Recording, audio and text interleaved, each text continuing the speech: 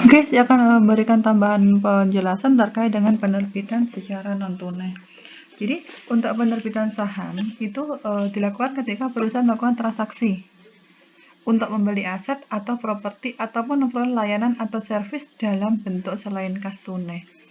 Jadi, terkait dengan penerbitan saham itu difungsikan untuk pertama, dalam suatu entitas itu memerlukan tambahan modal. Kedua juga terkait dengan tambahan modal itu difungsikan untuk apa?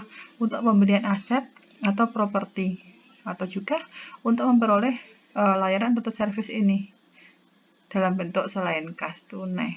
Jadi bisa dalam bentuk kas tunai, kasnya, ataupun selain kas. Maka secara umum dalam suatu transaksi dalam suatu entitas itu perlu mencatat saham yang diterbitkan itu sebesar, pertama yaitu sebesar nilai wajar dari barang atau jasa yang diterima. Yang kedua, jika nilai wajar dari barang atau jasa itu tidak terpenuhi, tidak dapat diukur, maka sebesar nilai wajar saham yang diterbitkan. Oke, kita langsung ke contoh soal. Ada beberapa kondisi jika saham diterbitkan dalam transaksi non tunai. Itu bisa terjadi dalam beberapa kondisi. Pertama, ini ada contoh terkait dengan pembelian merek dagang, yaitu pembelian merek dagang Flukena oleh PT Obat Sejahtera. Jadi terkait dengan pembelian merek dagang tadi, itu dari PT Obat Sejahtera itu tidak melakukan pembayaran secara tunai. Jadi untuk Flukena itu dimiliki oleh PT Obat Sejahtera dengan pembayaran saham senilai 100.000 lembar saham dengan nilai nominal 1.000 itu tadi. Jadi intinya gini dalam soal itu, PT Obat Sejahtera itu membeli merek dagang, tetapi dalam pembayarannya tidak menggunakan kas, tetapi dengan menerbitkan saham sebanyak 100.000 lembar, nominalnya Rp1.000. Jadi terkait itu ada beberapa kondisi. Pertama, pembayaran dengan menggunakan penerbitan surat berharga tadi itu terjadi karena dari PT Obat Sejahtera itu tidak dapat menentukan berapa nilai pasar atau nilai wajar dari merek dagang tersebut. Tetapi berdasarkan harga perdagangan, harga per lembar sahamnya diketahui bahwa harga merek dagang itu pada saat harga penutupan itu 1.600 per lembar. Maka sebenarnya harga dari merek dagangnya itu, PT Obat Sejahtera itu membayarnya sebesar ini. Jadi merek dagang itu senilai 1.160 juta diperoleh dari harga penutupan tadi, harganya 1.600 dikalikan dengan nilai nominalnya 160 juta. Nilai nominalnya kan tadi 1.000. 1.600 per lembar dikalikan dengan 100.000 lembar, jadi 160 juta. Jadi yang dibayarkan oleh PT Obat Sejahtera untuk memperoleh merek dagang itu senilai 160 juta. Bagaimana cara memperoleh ini?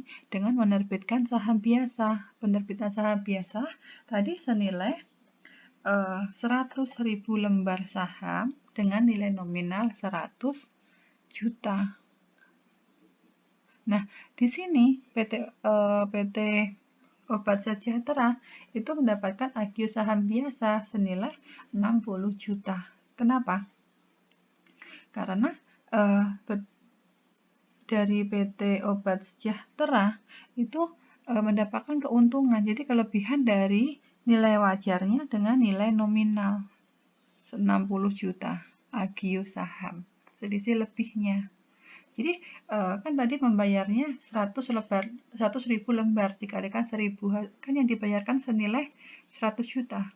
Padahal harga pasarnya 160 juta. Maka ada IQ saham atau mendapatkan capital gain senilai 60 juta keuntungannya. Itu jika di kondisi yang pertama dengan pembayarannya dengan menerbitkan 100.000 lembar saham. Yang kondisi kedua, PT Obat Jaya itu juga tidak dapat menentukan nilai wajar saham. Namun, untuk nilai wajar merek dagangnya diperkirakan senilai 175 juta. Jadi PT Obat Sejahtera tadi mendapatkan merek dagang senilai 175 juta. Maka pembayaran saham biasanya kan 100 juta tadi diperoleh dari 100.000 lembar dikalikan dengan 1.000. Maka mendapatkan keuntungan sebesar 75 juta AQ saham. Harga pasarnya, nilai wajarnya lebih besar daripada nilai nominal, maka AQ sahamnya sebesar 75 juta.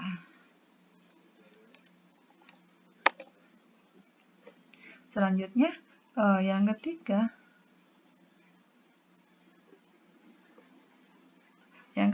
PT Bajaya tidak dapat menentukan nilai wajar saham maupun merek dagang. Dalam kondisi seperti ini, perusahaan dapat meminta bantuan dari konsultan penilai independen. Dari analisis model arus kas dan diskonto, maka nilai merek dagang diestimasi sebesar. Ini berdasarkan prediksi dari analis, harga merek dagang itu senilai 130 juta. Jadi PT Bajaya itu mendapatkan nilai nominal 130 juta. Nah, PT Obat Sejahtera itu membayarnya dengan menggunakan saham biasa senilai 100 juta atau 100.000 lembar. Berarti AQ sahamnya kan senilai 30 juta. Jadi intinya di sini dalam kondisi suatu perusahaan itu membeli suatu aset itu tidak harus dibayar dengan menggunakan uang tunai, tetapi bisa digunakan untuk juga dengan menggunakan lembar saham atau penerbitan jumlah lembar saham. Untuk penerbitan lembar saham atau untuk pengakuan jumlah aset yang dibeli atau jumlah merek dagang itu tadi, itu dilihat dari beberapa kondisi, yaitu pertama ketika dari merek dagang tadi tidak ditentukan berapa nilai wajarnya. Yang kedua, ada penentuan nilai wajarnya berapa. Dan yang ketiga, ketika dari merek dagang itu tadi ketemu di prediksi dari akuntan kalau harganya itu 130 juta.